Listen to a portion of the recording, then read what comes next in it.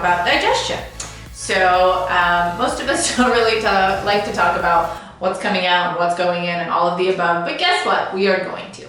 So let's start a little bit with digestion when it comes to kids.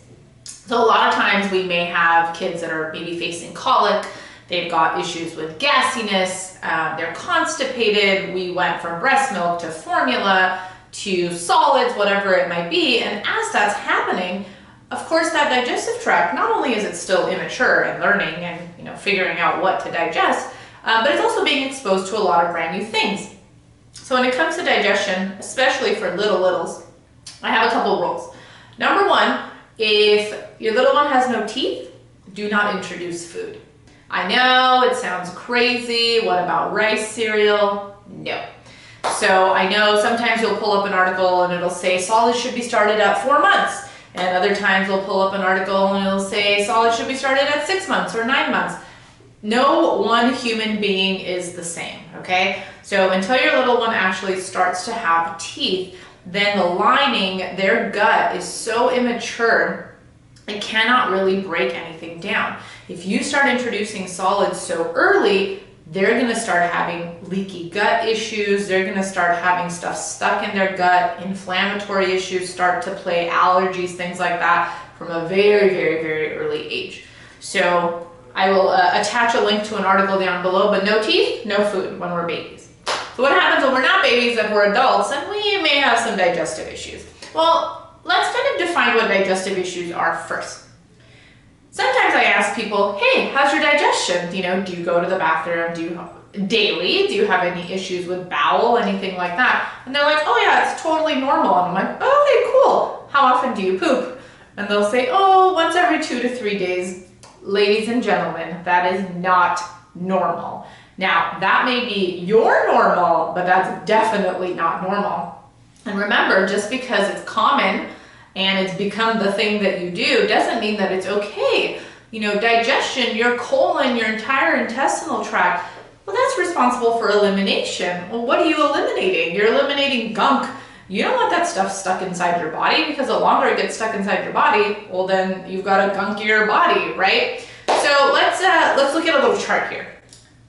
In this chart, you're going to see a few things. You are going to see your beautiful nervous system, but more importantly, you're going to see where your digestive tract sits.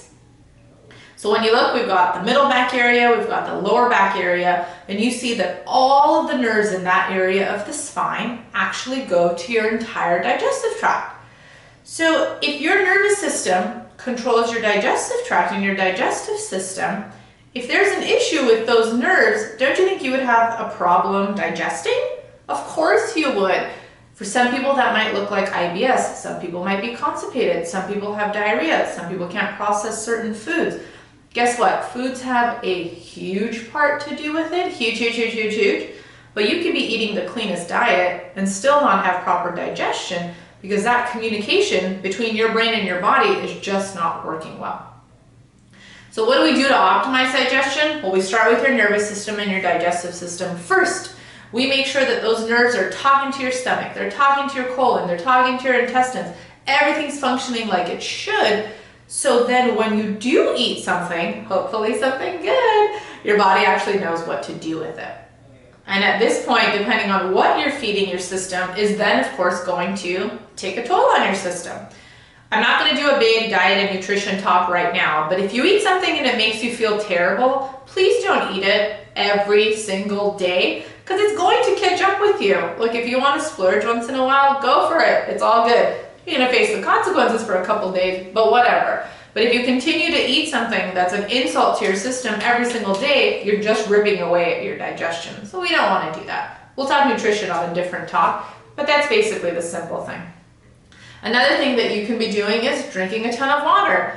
Drinking a ton of water is going to help flush all those toxins out. Of course, as that nervous system is going to help that digestive system function better, we're going to need to flush. We're going to need to flush a lot of things out that may be stuck. Water is going to be a very, very, very important part of that. So let's make sure that we're eating properly, that we're getting a lot of water in our system, and that we're getting sleep. We have a system called our parasympathetic system. The parasympathetic system is a part of our autonomic nervous system. it's responsible for the rest and digest.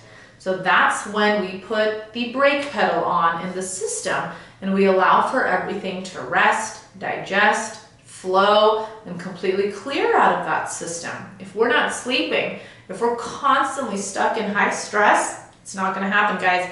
That nervous system is not going to allow for that digestive system to function, to clean out like it needs to.